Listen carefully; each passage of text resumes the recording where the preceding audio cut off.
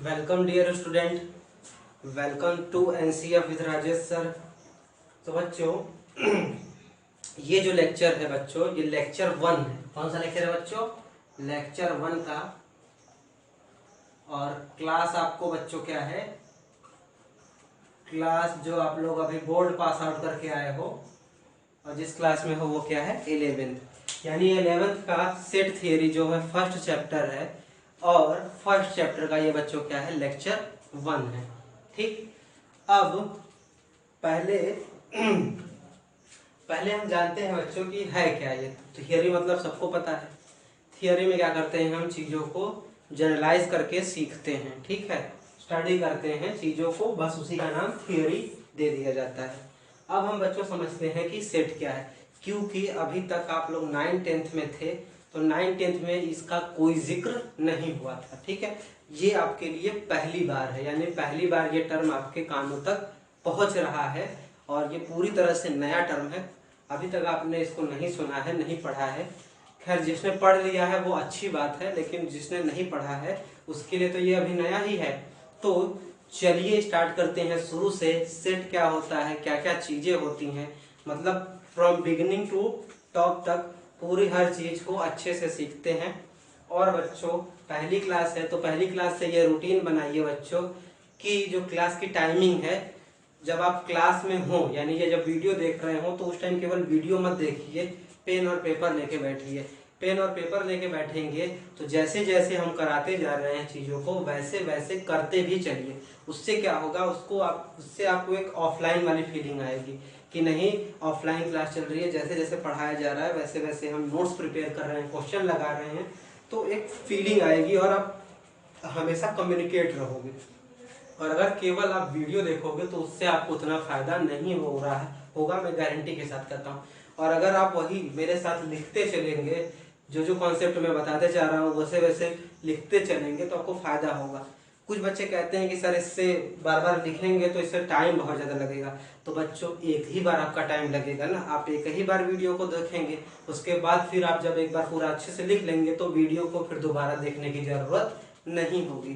तो फिर बच्चे कहेंगे कि सर इससे आपकी अर्निंग नहीं होगी। तो बच्चों मुझे आपको मेरी अर्निंग नहीं करानी है, आपको क्या करना है, अच्छे से चीज़ों को सीखना है और सीख के आगे बढ़ना है। क्योंकि अगर आप आगे जाओगे तो मैं भी तो आगे जाऊंगा। तो इसलिए आप क्या करिए कि जैसे जैसे चीज़ों को बताया जाता है वैसे वैसे लिखना स्टार्ट करिए, समझना स्टार्ट करिए, और फिर कोई डाउट होगा तो उसके लिए तो हम हैं ही। तो आइए चलिए स्टार्ट करते हैं वीडियो को और पहले जानते हैं कि सेट होता क्या है। ठीक, तो बच्चों सबसे पहले ये जो चैप्टर है ये आपके पेपर में, जो 11th का पेपर होगा, इसमें अराउंड 4 to 6 मार्क्स आता है। ठीक है, यानी कि इससे 2 to 6 मार्क्स के क्वेश्चन आते हैं। अब वो कैसे आएंगे वो जब लेटर और आगे की क्लासेस में मैं बताऊंगा कि किससे कौन से क्वेश्चन आते हैं, कितने मार्क्स में आते हैं। ठीक है, तो ये अच्छा खासा वेटेज लिए हुए है आपके 18 नंबर के पेपर में। दूसरी बात, ये चैप्टर जो बच्चों है बहुत आसान है। ठीक है, आपको परेशान होने की जरूरत नहीं है, चैप्टर बहुत ही आसान है और ये थ्योरेटिकल है। ठीक है, जैसे आप पढ़ोगे तो आपको लगेगा कि सर ये तो बहुत अच्छा चैप्टर है, बहुत आसान है, और मार्किंग मैंने बता ही दिया। तो सेट किसको कहते हैं? तो ये सेट की बच्चों एक लाइन की डिफिनेशन है। ये सिंपली क्या है? वेल डिफाइंड ऑब्जेक्ट का कलेक्शन है। क्या है बच्चों? Well defined object collection. ठीक, बस इतना है। अगर आप लिखना चाहते हो तो it is collection of well defined object. क्या है? It is collection of well defined object. तो आइए पहले जानते हैं कि इसमें हर जो वर्ड है उसका क्या मतलब है, तभी तो हम समझ पाएंगे, ऐसे तो हमको समझ में नहीं आ रहा है। तो कलेक्शन का मतलब सिंपली बच्चों सारे लोग जानते हैं, हमें बताने की जरूरत नहीं है, आप लोग शॉपिंग वगैरह बहुत करते हो। तो कलेक्शन का सिंपल सा मतलब है ग्रुप। क्या है? ग्रुप, यानी कि ग्रुप। अब ग्रुप में क्या होते हैं? लोग मेंबर होते हैं। तो कलेक्शन में ग्रुप होता है और ग्रुप में आपके क्या होते हैं? मेंबर होते हैं। और फिर मैथ्स की लैंग्वेज में हम लोग कहते हैं एलिमेंट्स होते हैं। क्या कहते हैं? एलिमेंट्स होते हैं। ठीक, अब आते हैं दूसरे कीवर्ड पे। अब वेल डिफाइंड का क्या मतलब होता है? तो वेल डिफाइंड का ये मतलब होता है कि कोई भी चीज हो अगर उसके पास कुछ स्पेसिफिक कैरेक्टरिस्टिक होगा। क्या होगा बच्चों? कुछ स्पेसिफिक कैरेक्टरिस्टिक होगा, तो उसी को हम लोग कहते हैं वेल डिफाइंड। ठीक है, अभी भी नहीं समझ में आया, मतलब पहली डिफिनेशन दी तब भी नहीं समझ में आया, फिर इसके बाद कलेक्शन तो खैर कुछ समझ में आ गया। अब वेल डिफाइंड की जो मैंने डिफिनेशन थी वो तो और कठिन दे दी मैंने, अब मैं कह रहा हूँ कि आसान है। तो बच्चों आसान है, चलिए अब देखते क्या है। तो स्पेसिफिक कैरेक्टरिस्टिक्स, तो कैरेक्टरिस्टिक्स को और इजी वर्ड दे देते हैं बच्चों, क्या कर देते हैं, प्रॉपर्टी। अभी भी क्लियर नहीं हुआ स्पेसिफिक प्रॉपर्टी से क्या मतलब है, तो इसको लेके एक एग्जांपल लेते हैं तब आपको समझ में आएगा। ठीक है, कि स्पेसिफिक प्रॉपर्टी क्या होता है। ठीक है, वेल डिफाइंड कलेक्शन ऑफ, अब किसका कलेक्शन करेंगे बच्चों, ऑब्जेक्ट का। किसका करेंगे, ऑब्जेक्ट्स का।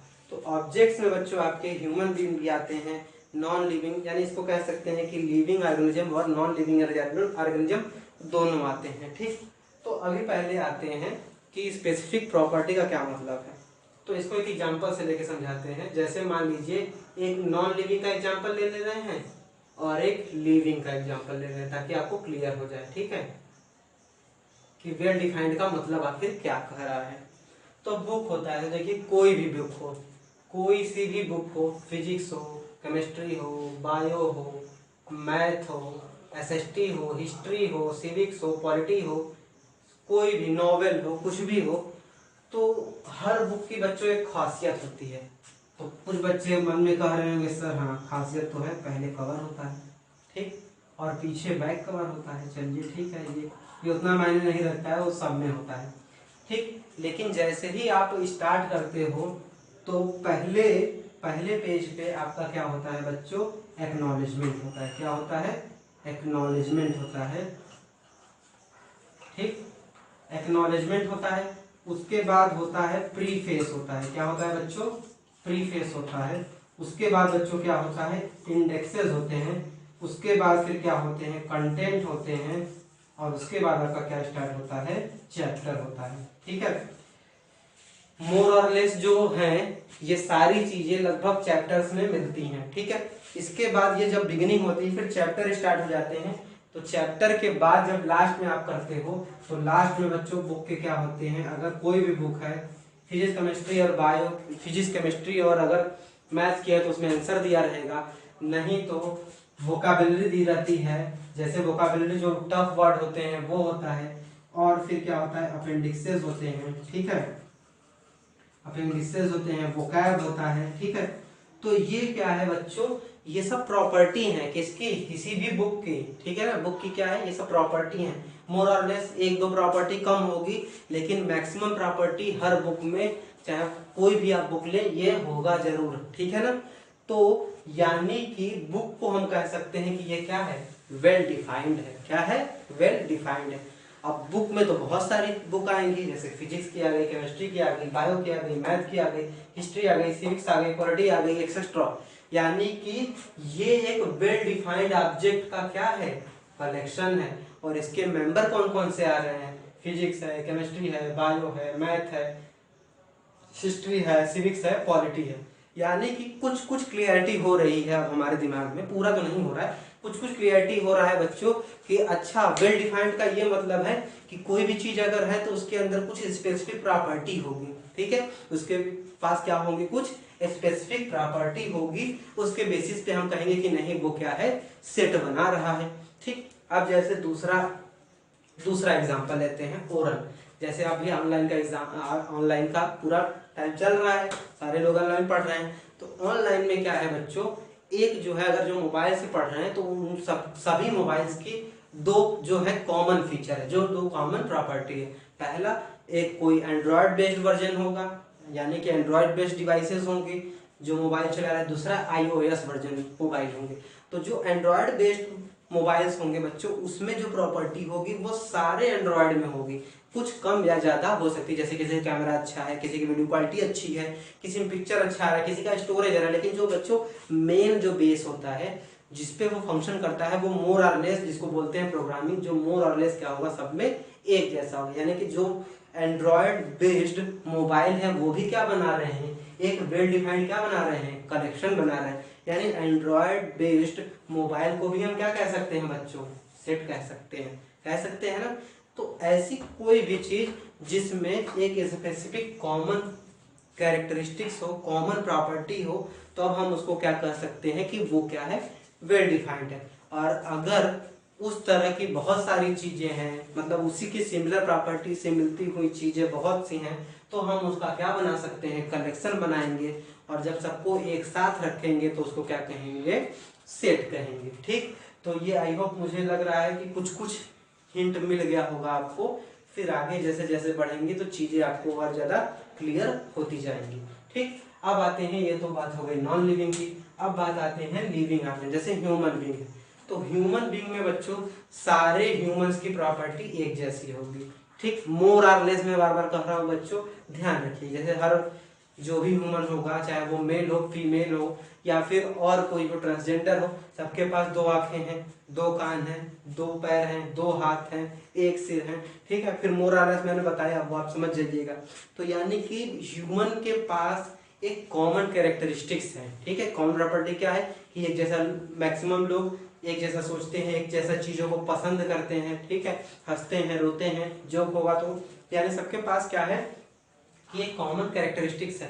यानी ह्यूमन बीइंग भी क्या है, एक वेल डिफाइंड है।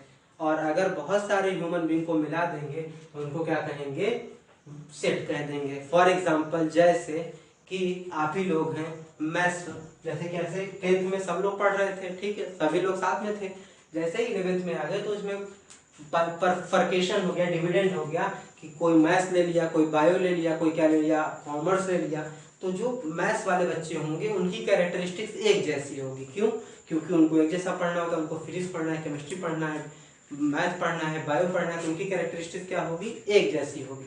फिर उसके बाद कॉमर्स वालों की कैरेक्टरिस्टिक्स एक जैसी होगी। यानी इन दोनों को भी हम क्या कर सकते हैं, अलग अलग ग्रुप में रख सकते हैं।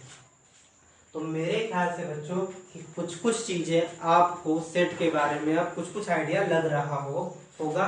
अगर आपको फिर से दिक्कत होती है, फिर भी कोई दिक्कत है, तो फिर से शुरू करिएगा और फिर से एक बार देखिएगा, आपको जरूर आएगा। तो हमें ये समझ में आ गया कि कोई भी वेल डिफाइंड ऑब्जेक्ट होगी, वेल डिफाइंड का ये मतलब है कि उसके पास अपनी एक स्पेसिफिक प्रॉपर्टी होगी। ठीक है, और अगर उस प्रॉपर्टी के जैसे और भी ऑब्जेक्ट्स हैं और उन सबको अगर एक जगह लिख देते हैं बैठा के, तो उसी को हम लोग क्या कहते हैं, सेट कहते हैं। क्लियर है बच्चों? ठीक है, चलिए आगे बढ़ते हैं। तो अब सेट जब हमने बना लिया बच्चों, तो सेट में जो हमने कहा कि एक जैसी प्रॉपर्टी वाले एक से ज्यादा जो मेंबर हैं उनको हम लोग क्या कहते हैं, एलिमेंट्स कहते हैं। क्या कहते हैं बच्चों, एलिमेंट्स कहते हैं। एक चीज यहीं पे और सीख लेते हैं कि सेट को बच्चों हम कैपिटल अल्फाबेट से दिखाते हैं। किससे दिखाते हैं बच्चों, कैपिटल अल्फाबेट ऑफ किसके, इंग्लिश अल्फाबेट से। यानी कहीं पे अगर ए लिखा है कैपिटल में और वो ग्रुप को इंडिकेट कर रहा है, तो आप कहेंगे कि वो क्या है, सेट है। ठीक, एक एग्जांपल ले लेते हैं। जैसे यहाँ पे आपको पहले ये तय करना है कि ये सेट है कि नहीं। ठीक है, तो जैसे हमने दे दिया कलेक्शन ऑफ डेज। ठीक है, तो कलेक्शन ऑफ डेज कर दिया। ठीक, तो कलेक्शन ऑफ डेज करेंगे या फिर इसको वीक कह देते हैं। ठीक है, तो ये क्या है बच्चों, ये जो है आपका सेट है। क्यों? क्योंकि कोई भी वीक होगा वो मंडे से या तो स्टार्ट हो सकता है, ठीक है, या तो संडे से, जैसे भी कन्वीनियंस हो।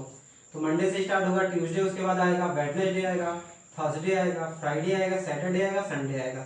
ऐसा तो नहीं है कि मंडे के बाद डायरेक्ट ट्यूसडे को जंप करके क्या होगा, वेडनेसडे। यानी ये एक पर्टिकुलर पैटर्न को क्या कर रहा है, फॉलो कर रहा है। वैसे ही अगर आप संडे को स्टार्ट करेंगे तो मंडे, फिर ट्यूसडे, फिर वेडनेसडे, फिर थर्सडे, फिर फ्राइडे, सैटरडे। तो इस तरह से हम कह सकते हैं कलेक्शन ऑफ डेज या फिर एक वीक को हम किस में रख सकते हैं बच्चों, सेट में रख सकते हैं, क्योंकि सबकी एक स्पेसिफिक प्रॉपर्टी होती है। इसी तरीके से अगर हम बच्चों कहना चाहें, आगे अगर कहना चाहें कि collection of month in a year, ठीक है, collection of month in a year कहना चाहें, ठीक है, collection of month in a year. ठीक, तो बच्चों इसकी क्या खासियत है, ठीक है, इसकी एक और स्पेसिफिक कर देते हैं, विथ डेज 30। यानी कि उसमें कितने दिन हो, 30 दिन हो। तो इस 30 दिन वाले एक साल में जो महीने होंगे उनकी प्रॉपर्टी क्या होगी, एक जैसी होगी। क्यों? क्योंकि उनमें सभी में क्या होगा, 30-30 दिन होगा। जैसे कौन कौन से होंगे, तो आप चलिए स्टार्ट करिए लिखवाना हमको।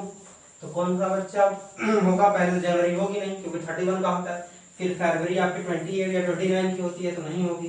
फिर आते हैं मार्च, यानी कि पहला जो मंथ है जिसमें 30 डेज होते हैं वो आपके क्या है बच्चों।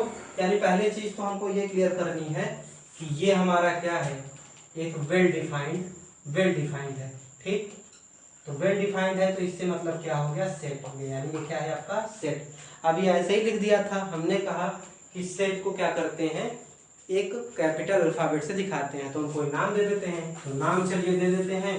तो नाम हमने दे दिया, मान लीजिए ए है। ठीक है, तो इसमें पहले कौन सा महीना आ रहा है बच्चों, मार्च।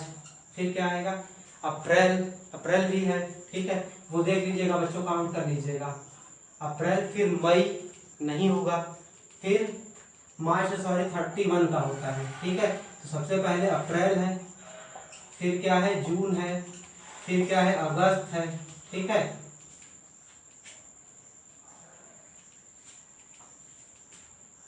सितंबर है। ठीक है,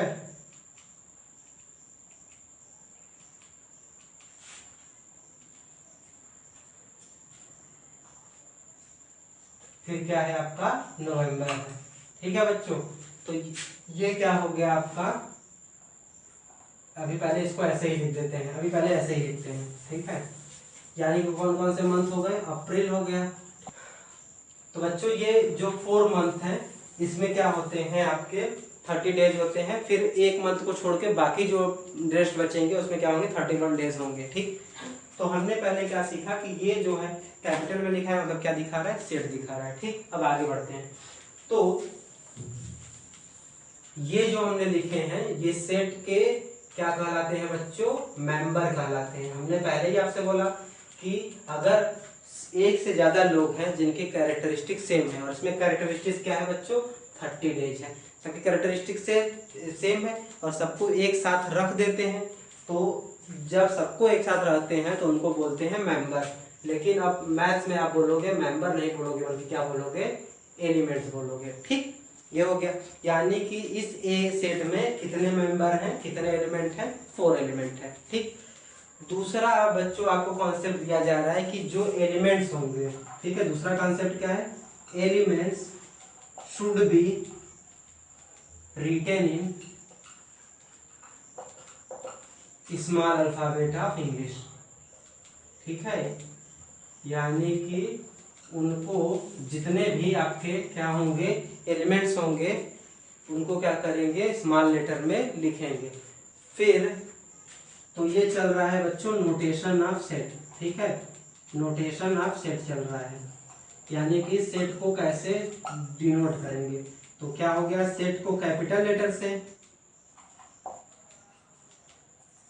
set is denoted by capital letter, capital alphabet, और आपका जो उसके एलिमेंट्स है उनको क्या करेंगे, स्मॉल लेटर। अब क्या करते हैं कि एलिमेंट्स आपस में मिक्स ना हो जाए। ठीक है, एलिमेंट क्या है, आपस में मिक्स ना हो जाए, मतलब एक जैसी प्रॉपर्टी तो रखते हैं लेकिन वो आपस में मिक्स ना हो जाए। तो उसके लिए क्या करते हैं, उनके बीच में कॉमा लगा देते हैं। To separate elements from each other we put comma among them. ठीक है, तो जैसे मैं लिख रहा हूँ बच्चों, अगर आप भी लिखोगे तो आपकी भी प्रैक्टिस होगी। यानी अगर आपको एलिमेंट्स को अलग अलग करना है तो हम क्या करते हैं, उनको कॉमा लगा देते हैं। फिर उनको क्या करते हैं, to collect them we bracketed them. यानी कि फिर जब एक साथ कलेक्ट हो जाते हैं तो उनको ब्रैकेट करने के लिए हम इस ब्रैकेट का यूज करते हैं, जिसको हम लोग कहते हैं, क्या कहते हैं बच्चों, करली ब्रैकेट कहते हैं। क्या कहते हैं, करली ब्रैकेट। ठीक है, 3 तरह के ब्रैकेट होते हैं, एक स्मॉल ब्रैकेट, एक करली ब्रैकेट जिसको आप लोग मीडियम ब्रैकेट भी कहते हो, और ये था एक क्या है, लार्ज ब्रैकेट। तो ये आप क्या करते हो, कर्ली ब्रैकेट से इसको डिनोट करते हो। ठीक, तो यानी कि सेट को लिखने में हमको बस 4 चीजों का ध्यान रखना है। पहला क्या ध्यान रखना है कि जो भी सेट होगा वो आपका कैपिटल लेटर में लिखा जाएगा। दूसरा, उसके एलिमेंट किस में लिखे जाएंगे बच्चे, स्मॉल लेटर में। एलिमेंट्स को एक दूसरे से अलग करने के लिए क्या लगाया जाएगा, उनके बीच में कॉमा लगाया जाएगा। और जब सारे एलिमेंट एक साथ हो जाएंगे तो उनको बंद करने के लिए क्या किया जाएगा, कर्ली ब्रैकेट का यूज किया जाएगा। यहाँ पे क्लोज भी कर सकते हैं, तो क्लोज दें। तो चलिए इसको लिखते हैं। तो देखिए ए हो गया। अब ये मंथ है बच्चों, तो मंथ को आप कैपिटल में ही लिखेंगे तो वो भी ठीक रहेगा। अप्रैल हो गया, जून हो गया, सितंबर हो गया, और क्या हो गया, नवंबर हो गया। हमने क्या किया, एक एलिमेंट को दूसरे एलिमेंट से सेपरेट करने के लिए क्या किया, कॉमा लगा दिया, और फिर उनको क्लोज करने के लिए क्या लगा दिया, कर्ली ब्रैकेट का यूज कर दिया। ठीक है, तो सेट को ऐसे लिखते हैं, मतलब ये हमको दिया था किसी तरह का स्टेटमेंट, हमने सेट के फॉर्म में इसको कैसे लिख दिया, ऐसे लिख दिया। ठीक, तो चलिए एक आपको तुरंत न्यूमेरिकल देते हैं, घबराइए नहीं, न्यूमेरिकल बहुत आसान है। न्यूमेरिकल देते हैं, आप तुरंत उसको सेट में लिखिए। तो आप लिखिए collection of vowels. Collection of क्या बोला बच्चों हमने, वॉवेल। कलेक्शन ऑफ हमने क्या बोला, वॉवेल। अब वॉवेल किसका होता है, इंग्लिश अल्फाबेट, ये तो अंडर स्टूडी है। चलिए बच्चों जल्दी से इसको सेट के फॉर्म में लिखिए, और फिर जब हम करेंगे तो मैच कराइएगा। चलिए चलिए जल्दी करिए। तो मुझे उम्मीद है कि बच्चे लिख लिए होंगे। तो चलिए हम करते हैं, ताकि बच्चों को पता चले कि वो सही किए हैं। तो सारे बच्चे सही किए होंगे, मुझे पूरा विश्वास है। तो ये जो कलेक्शन है, इसको हम किसी लेटर से दिखा देते हैं। मान लीजिए, चलिए दिखा देते हैं बी से। ठीक, सेट हो गया। अब क्या है, पहले वॉवेल कौन कौन से होंगे वो देख लेते हैं। तो वॉवेल में हमने कहा बच्चों की एलिमेंट आएगा तो उसको स्मॉल लेटर से दिखाएंगे, लोअर केस भी जिसको कहते हैं। तो ये हो गया ए, फिर है ई, फिर है आई, फिर है ओ, फिर है यू। अब क्या है, तीसरा और चौथा, कि उनको अलग करने के लिए बीच में कॉमा लगा देंगे, लगा दिया। ठीक, और बंद करने के लिए ये। तो हाँ सर, हम लोग तो यही किए हैं, कुछ बच्चे कह रहे होंगे। हाँ, तो आपने बिल्कुल सही किया है। यानी कि इस तरह से आप सेट को दिखाना सीख गए। यानी हमने अभी तक क्या सीखा, सेट क्या होता है, सेट को कैसे दिखाते हैं, और कैसे लिखा जाता है। ठीक, यहाँ तक कॉन्सेप्ट क्लियर है। देखिए आसान है चीजें। अब आगे चलते हैं, कुछ पहले जो स्टैंडर्ड सेट हैं उनको सीख लेते हैं। ठीक है, कुछ जैसे सेट स्टैंडर्ड हैं, जैसे आप पढ़े थे कि स्टैंडर्ड क्वाड्रेटिक पॉलिनोमियल का क्या होता था फॉर्मेट, वैसे ही यहाँ पे है। तो स्टैंडर्ड नोटेशन पहले सीख लेते हैं, स्टैंडर्ड सेट्स जिसको कहते हैं। तो बच्चों अगर हम पहले लिख रहे हैं ऐसे, तो आप समझ जाएंगे कि उसको क्या कहेंगे। तो जैसे हमने पहले लिखा ये सेट ऑफ नेचुरल नंबर, ठीक है, ये पढ़े ही बच्चों। तो अब देखो, अभी तक हम 9th और 10th में केवल नेचुरल नंबर पढ़ते थे, लेकिन अब हमको पता चल गया कि नेचुरल नंबर वो नंबर है जो केवल प्लस होते हैं। मतलब उनकी प्रॉपर्टी क्या है, प्लस होती है। यानी सबकी प्रॉपर्टी क्या है, सब में कॉमन फीचर है। क्या कॉमन फीचर है, कि वो पॉजिटिव होते हैं। तो जब सब में कॉमन फीचर है तो हम उसमें क्या लगा देंगे, सेट लगा देंगे। समझ में आया बच्चों। 9th और 10th तक हम लोग क्या कहते थे, केवल नेचुरल नंबर कहते थे। लेकिन अब हमें पता चला कि नेचुरल नंबर की एक प्रॉपर्टी होती है। वो प्रॉपर्टी ये है कि सारे के सारे क्या होते हैं, पॉजिटिव होते हैं। तो यानी कि ये एक सेट बना रहे हैं। ठीक है, ये सेट बना रहे हैं, तो उसको क्या लिख दिया जाएगा, नेचुरल नंबर। तो अब बार बार बच्चों इतना बड़ा लिखने से हमको लिखने में बहुत टाइम लगेगा। तो हम क्या करते हैं, अगर हम कहीं कैपिटल से डार्क मोड में, आपके एनसीईआरटी में डार्क मोड में बना है यन, तो हम कहेंगे कि वो क्या दिखा रहा है, नेचुरल नंबर को, नेचुरल नंबर को दिखा रहा है। और अगर कोई पूछे कि इसके एलिमेंट क्या होंगे, तो इसके एलिमेंट बच्चों क्या होगा, 1 से स्टार्ट होगा और बहुत दूर तक जाएगा, हमको पता नहीं है। समझ में आ गया। तो ये स्टैंडर्ड है। फिर क्या है, सेट ऑफ होल नंबर। बच्चों क्या है, सेट ऑफ होल नंबर। ठीक है, तो हमारे बच्चे कहेंगे कि सर आपको बताने की जरूरत नहीं है, इसका नोटेशन हम लोग खुद बताएंगे। तो क्या बताएंगे, ये यन से शुरू था और ये किससे शुरू है बच्चों, डब्ल्यू से। तो क्या हो जाएगा, डब्ल्यू। इसकी भी क्या खासियत है, ये 0 लेता है, बाकी सारी चीजें नेचुरल नंबर की तरह। फिर थर्ड आते हैं बच्चों, सेट ऑफ इंटीजर। क्या है, सेट ऑफ इंटीजर। तो इसकी भी खासियत है, पहले नोटेशन जान लेते हैं। तो इसको आई से दिखाते हैं या फिर जेड से दिखाते हैं। किससे बच्चों, या तो आई या फिर किससे, जेड से दिखाते हैं। तो इसमें क्या होता है, दूर से इधर से नेगेटिव कोई नंबर आ रहा होगा, इधर से कोई नेगेटिव नंबर आ गया, फिर पॉजिटिव नंबर दूर तक चला जाएगा। ठीक, फिर आगे क्या है, जितने नंबर बच्चों पढ़े हैं बस मैं उसका नोटेशन कर दे रहा हूँ। फिर है सेट ऑफ रैशनल नंबर। क्या है, रैशनल नंबर भी तो हमने पढ़ा है। तो रैशनल नंबर को बच्चों अगर आप अब जल्दबाजी करोगे तो गलत कर दोगे। क्यों? क्योंकि आप तुरंत लिखोगे आर, जबकि आर नहीं है बल्कि क्या है, क्यू है। तो इसमें भी आपका क्या है, निगेटिव से आता हुआ जाएगा। ठीक है, निगेटिव से होता हुआ जाएगा, फिर पॉजिटिव हो जाएगा। ठीक है, 1/2, 3/2। ओके, फिर एक और कर लेते हैं, जो बड़ा नंबर है इन सबका, सेट ऑफ रियल नंबर। क्या कर देते हैं बच्चों, रियल नंबर। तो बच्चों रियल नंबर में क्या है, पहले तो इसको दिखाते हैं किससे, अब आर से किससे दिखाएंगे बच्चों, आर से रियल नंबर को दिखाते हैं। तो ये कैसा सेट है बच्चों, ये ऐसा सेट है जिसमें नेचुरल, होल, इंटीजर और क्यूब सारे के सारे नंबर आते हैं। ठीक है, तो ये कुछ स्टैंडर्ड सेट हैं जिसको आपको क्या रखना है, ध्यान रखना है। ठीक है, तो अभी तक हमने इस वीडियो में क्या सीखा बच्चों, कि सेट क्या होता है, किसे सेट कहते हैं, फिर उसके बाद सेट को लिखने का सिंबल देखा हमने, फिर एलिमेंट को लिखते कैसे हैं वो देखा, फिर उनको अलग करने के लिए क्या इंतजाम किए वो देखा।